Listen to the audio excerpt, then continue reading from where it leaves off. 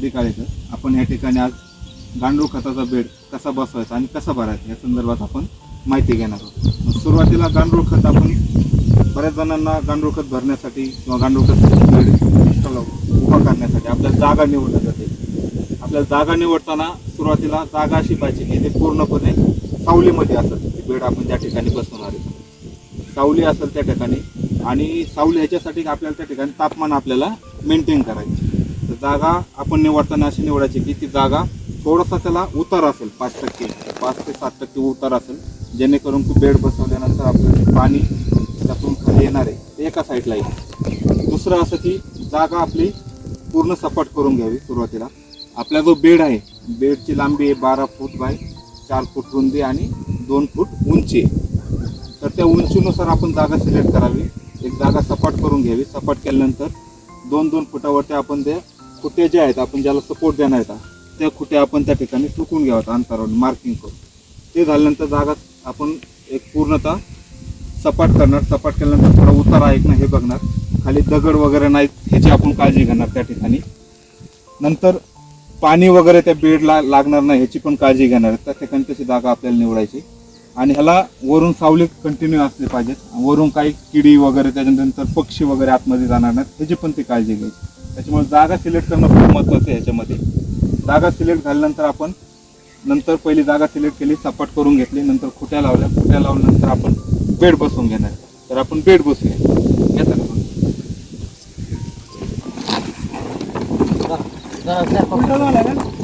नाही? बरोबर आहे.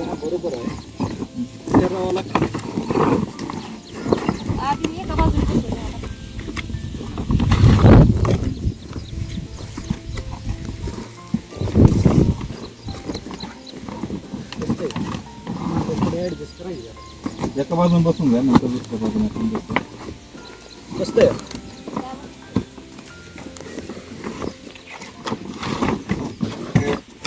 नाही ऍडजस्ट होईल. मागं पुढं ही करा, आतून दाबा म्हणजे बसतंय ती. पुढं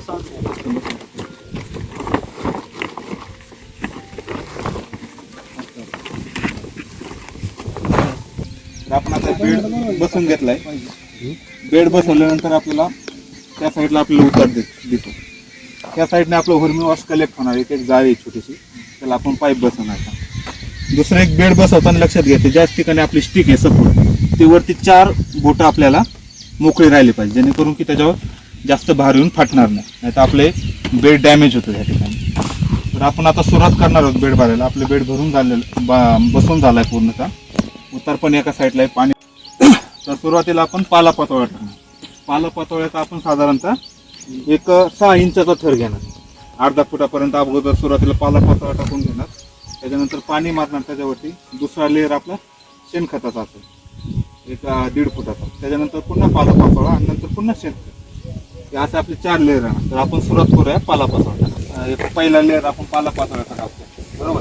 यात पाला पातोळ्याचा लेअर टाकताना काय करायचं, आपण शक्यतो 8 लोट कुजलेलं मटेरियल असलं पाहिजे.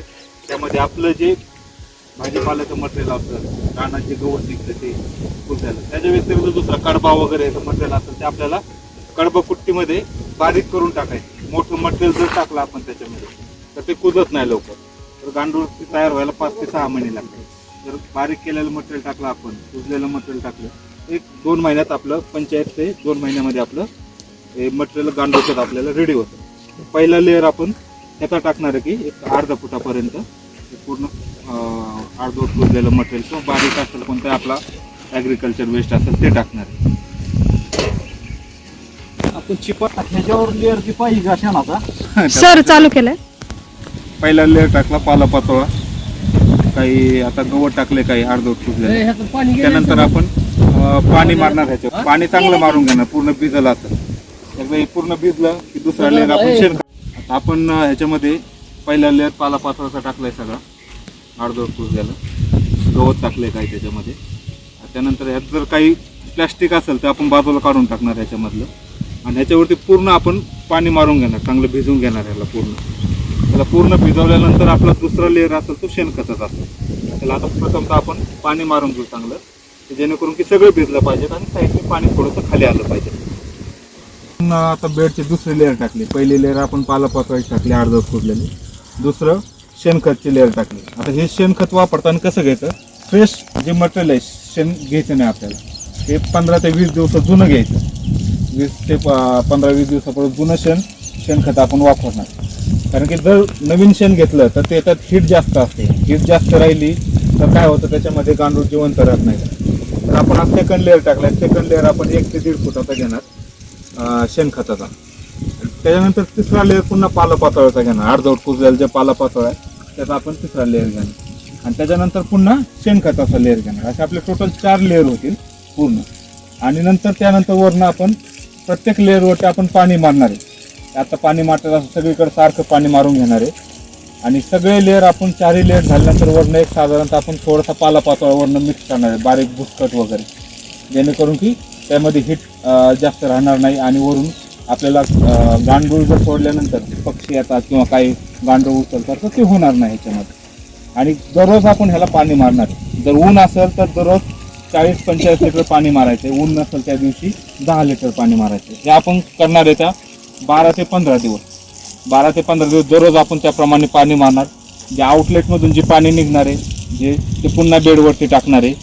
हे 10 ते 12 दिवस पाणी मारण्याचा उद्देश हाच की ह्यातली आपल्याला जी उष्णता आहे शेणखतातल्या बेडमधले ती बाजूला काढायची.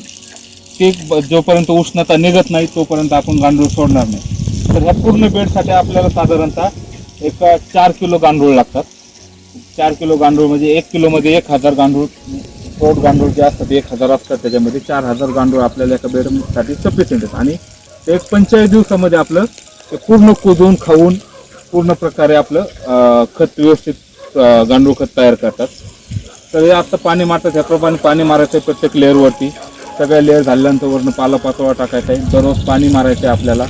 आणि 12-15 दिवसानंतर आपल्याला त्याच्यामध्ये गांडूळ सोडायचे. गांडूळ सोडल्यानंतर आपण काय करणार, ह्याचं वर्मीवॉश देखील बाहेर निघतं. एक गांडूळ सोडल्यानंतर साधारणतः 8 ते 10 दिवसानंतरचं जे वर्मीवॉश आहे, जे गांडूळ पाणी आपण म्हणतो, ते आपण पिकाला फवारणीसाठी आणि ड्रेंचिंगसाठी, आळवणीसाठी देखील वापरू शकतो. फवारणीसाठी आपण साधारणतः त्याचं प्रमाण घेतो 50 ते 100 मिली एका लिटर.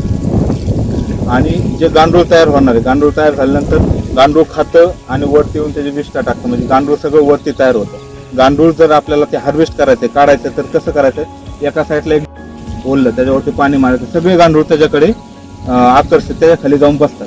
ज्यावेळेस गांडूळ काढायचे त्याच्या अगोदर 3 ते 4 दिवस आपण पाणी मारायचं नाही बेडला. आणि नंतर एका साईडला एक शेणाचा शेणखताचा ढिगारा लावायचा, त्याच्यावरती पाणी मारायचं. सगळे गांडूळ त्याच्यावरती जाऊन जमा होतात आणि आपण बाकीकडचं गांडूळ काढायचं. त्याचे जे गांडूळ येतील ते आपल्याला हळूहळू त्यातले बाजूला करून त्या खतामध्ये मिक्स करायचे शेवटच्या बाजूच्या ढिगाऱ्यावर. आणि आपण हे गांडूळ 45 ते 60 दिवसानंतर आपल्या बागेला वापरायच्या प्रमाणे एका झाडाला आपण 2 ते 3 किलो गांडूळ खत आपण टाकू शकतो.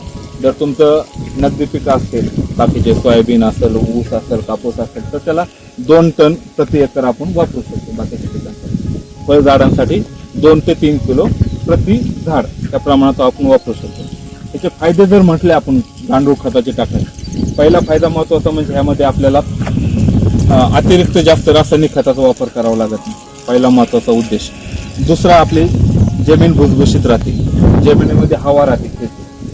आणि ह्या गांडूळ खतामध्ये जास्त प्रमाणात अन्नद्रव्य असतात, जसं की आपलं नत्र, स्फुरद, पालाश असेल, सूक्ष्म अन्नद्रव्य असतात. त्याच्यानंतर ह्याच्यामध्ये तुमचे प्रोटीन्स असतात, नंतर ग्रोथ रेग्युलेटर असतात. ते आपण फवारण्यासाठी जरी वापरलं तरी आपल्याला झाडांना फुलं चांगल्या प्रकारे लागतात. ग्रोथ रेग्युलेटरचे काम आहे ते हे चांगल्या प्रकारे करतात. तर असे जे फायदे आहेत. त्याचबरोबर आपली जमीनचा ऑर्गॅनिक कार्बन, सेंद्रिय कर्ब जे म्हणतो, सगळ्यात महत्त्वाचं आपल्या जमिनीला सेंद्रिय कर्ब आहे. सेंद्रिय कर्ब ह्या गांडूळ खतामध्ये एक 15 ते 20% सेंद्रिय कर्ब असते, जे आपल्या जमिनीत कमी झाले ते वाढण्यासाठी खूप मदत ह्याची होते. त्याच्याबरोबर आपलं झाड सशक्त बनतं ह्याचा वापर आणि फवारणीने. फवारणी करायची असेल तर तुम्ही 3 फवारण्या जर रेग्युलर केल्या तर तुम्हाला रिझल्ट चांगल्या प्रकारे दिसतील. झाड सशक्त बनतं. बरं, किडी रोगांपासून दूर राहतं. आपले जे झाडाची स्टोरेज असतं, आपण डाळिंबाचं झाड असेल तर त्याच्यामध्ये काडी चांगली तयार होते सुरुवातीपासून वापरलं तर. जमीन चांगली राहते, सुपीक राहते आपली. हे सगळे एकंदरीत हे गांडूळ खताचे बेनिफिट्स आहेत. आणि प्रत्येक शेतकऱ्यांनी कमीत कमी एक गांडूळ खत बेड तरी आपल्या घराभोवती आसपासच्या आपल्या जागेवरती करावा. स्टार्ट. हे पहा या ठिकाणी आपण वर्मी गांडूळ खताचं बेड आहे त्याचे आउटलेट काढलेले, त्यातून आपल्याला वर्मी वॉश कलेक्ट होणार, गांडूळ पाणी कलेक्ट होणार. हा पाईप असा इन्स्टॉल करायचा, असं बसवायचं की पाणी सगळं खाली आलं पाहिजे. त्यासाठी इथं थोडासा खड्डा घ्यायचा आणि त्यात पाईप टाकायचा आहे वरून. पाईपाला आपण समोरच्या साईडने इथे एक खोल आहे त्याच्यात इन्सर्ट करायचे. इथं खाली आपल्याला साधारणतः एक 2x2चा खड्डा करायचा आहे, 2 फूट बाय 2 फूट. आणि त्याच्यामध्ये आपल्याकडे जे अवेलेबल ड्रम असेल 5 लिटरचं, 10 लिटरचं, 15 लिटरचं, ते असं वरच्या साईडने कट करायचं आणि ते पाईपाच्या खाली व्यवस्थित बसून ठेवायचं. त्यातनं जे पूर्ण जे वर्मी वॉश येणार आहे ड्रिप बाय टिपके ते यातून पडणार आपल्याला कलेक्ट होणार, हेच आपण वापरणार आहे ॲज ए वर्मी वॉश.